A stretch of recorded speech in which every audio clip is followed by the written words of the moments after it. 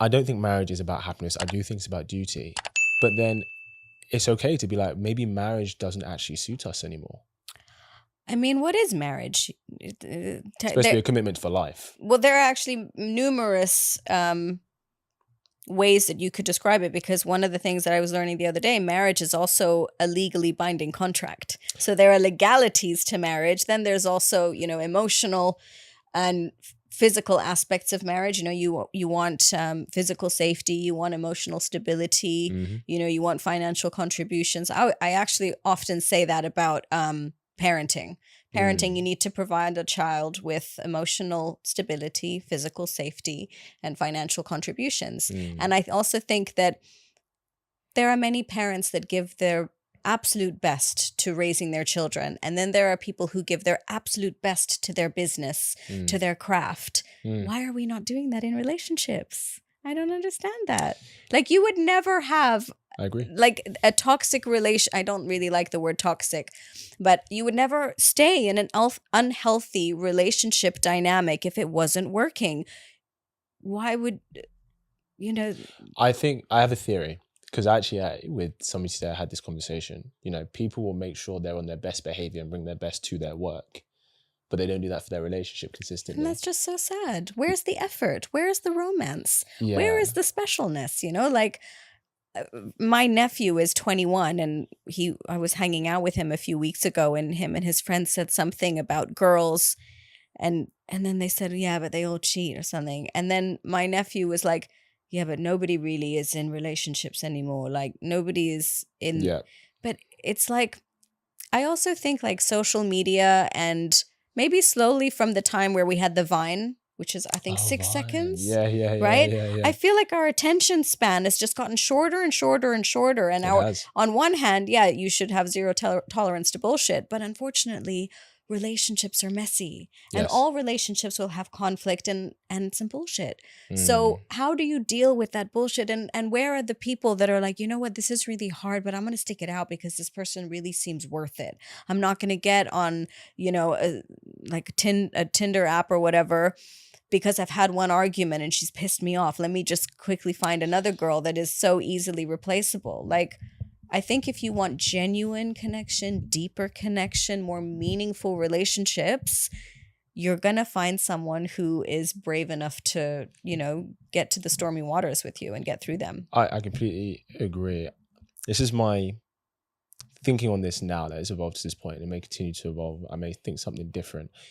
But I'm beginning to believe that the only way that a relationship can really last the test of time is if there is meaning behind the relationship that is bigger than serving the happiness of the two people.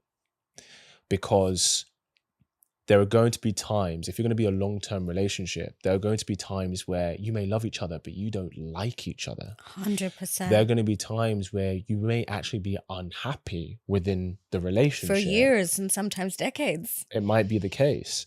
But if the relationship serves a higher purpose than just the happiness of the both of you, and you both have a commitment to that higher purpose, then you will make it work. You can find a way to make it work. And that's not me saying that anybody who, if you get into a relationship or marriage, then, you should be forced to stay with that person forever. But I think part of the reason why our grandparents' generation, why it did last the test of time, and a lot of them still had very happy marriages, is because they learned how to stay with each other. I don't think a lot of women had a choice. I mean, I don't think people had a choice anyway, but I want to say women even more. We didn't have an opportunity to leave. Sure, I agree. I also think that it was very frowned upon to get a divorce, right? So there was a massive social deterrent from breaking up and getting divorced, for sure, right? Sure, women didn't have an opportunity to even fend for themselves.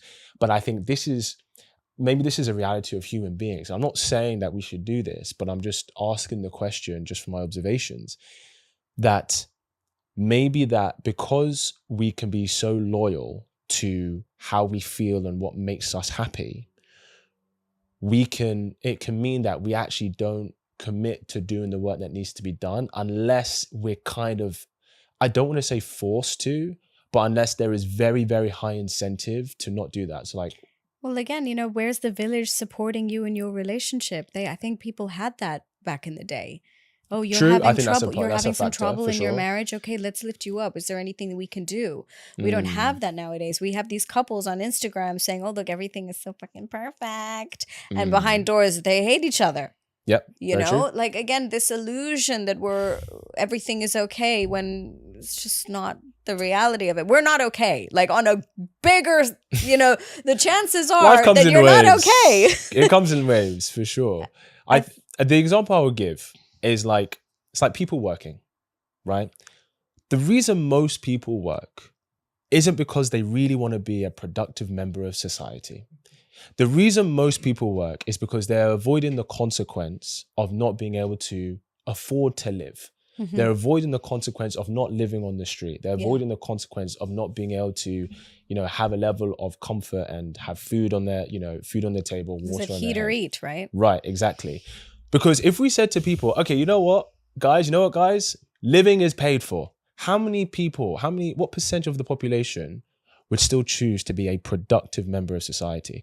I think it would be less than a quarter, genuinely less than a quarter. And I think that really speaks to, and this is what I mean in regards to the relationship needs to serve a higher meaning than the happiness of the individuals, is because it is way better as a whole that we are all productive members of society. Me being a productive member of society serves you. You being productive serves him. It all serve each other, right? And even though there are times where we don't really want to go to work, there are times, right? A lot of people don't like their job. That rat race be real these days, bro. Right? Here's the thing. It's even like if you quit your job, you need to find another way of being a productive member of society. Otherwise, these consequences are going to come upon you. And so this is why I'm saying that part of the reason why people made it work back in the day is because they were avoiding the consequences of it not working out. Because the consequences of it not working out was way worse. So why are we not scared of it now? Why are we not worried about the consequences? But because we've because we're so selfish now, and we don't really care about the greater society or the village now. I think generally people this generation were more narcissistic. I think people think if I'm not happy, that means I should go. My friend, who's a wonderful artist, she says narcissism is a spectrum and you're on it. Which I think is really good. I just wish that people were brave enough to have the messy relationships because, if you want, I think it's Esther Perel who says this. Love Esther. We love her and she's I quote amazing. Her all the time. But, are you looking for a love story or a life story? Because you can be absolutely in love with someone and marry them and have the most wonderful relationship for a really, really long time. But people change and you're supposed to change. It's never a good excuse to say, oh, you've changed. Or like, you didn't used to be like that. Good. I'm glad that I'm evolving and growing and please join me on this journey, right? It's when people disconnect because one is moving in one direction and one is moving in a completely opposite direction that then things break up. But do you think lifelong monogamy is an unrealistic ask today?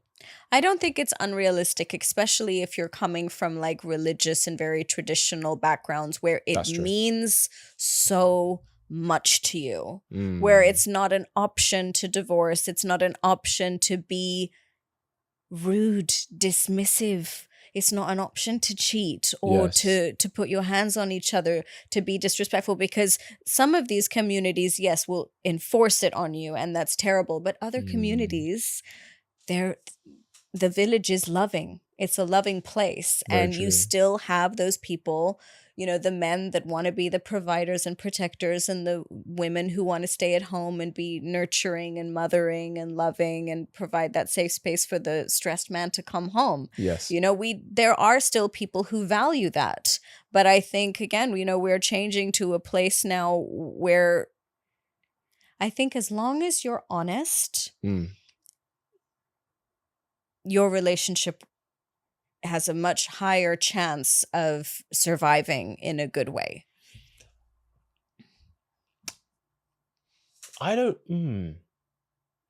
It's not nice hearing that someone cheated.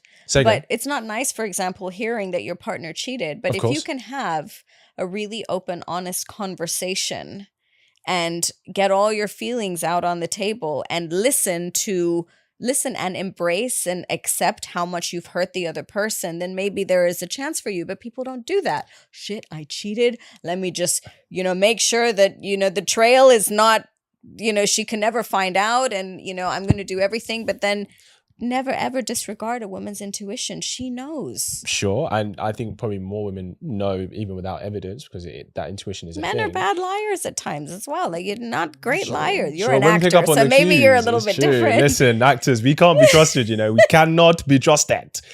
But it's funny though, I even think Esther Perel said this though. So for example, let's say you have a couple, they're from a very religious background, they're married, so divorcing is not an option.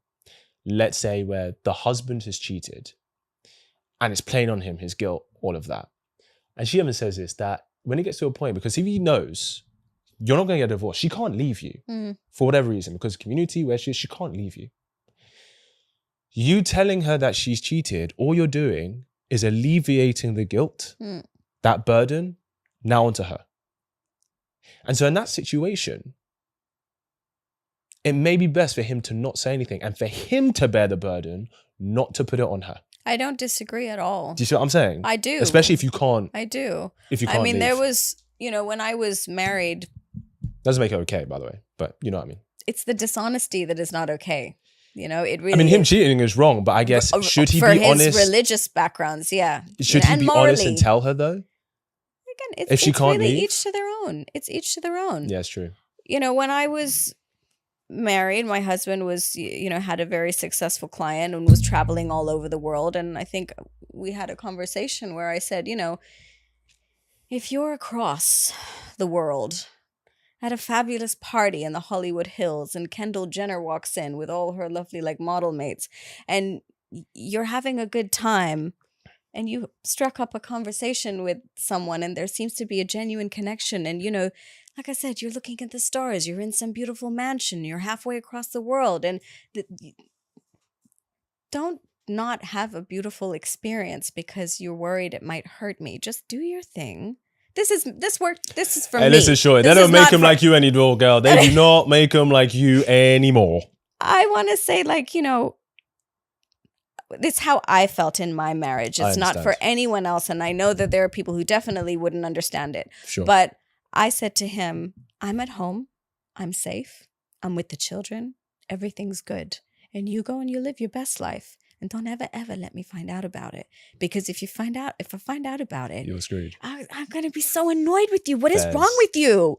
But I don't think it would have been the same the other way around. Probably not. No. We never got to that conversation. And to be honest, that was never something that I wanted, because as long as there was the safe space, it doesn't take anything away from me. He married me. I'm his wife and I'm the mother of his children, and I'm the safe space, and I'm the person he comes to with, his raw authenticity or whatever, and look, at the end of the day, it obviously didn't work out because I'm divorced. Well, do you know what I was going to say? I was going to say, look, if that was the mindset you had and, you guys didn't work out, he fumbled, because I think, genuinely, I think...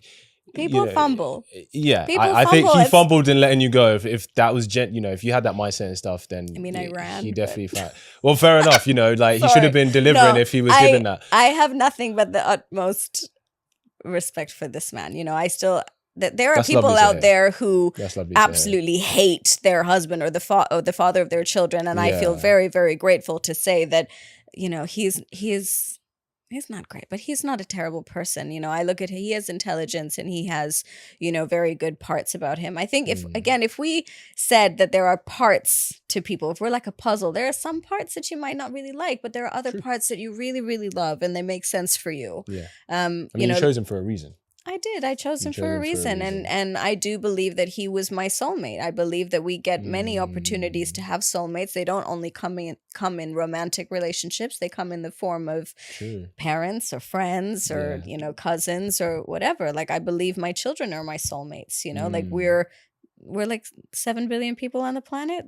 And these are the people that I get to hang out with. Make sure that they're good people. Hope you really enjoyed that clip. If you want to watch the full episode where that clip is from, then I want you to click right here where you can watch the full episode. And if you're ready to claim your man today, enroll in my program below, and I'll see you there. Wishing you an amazing day.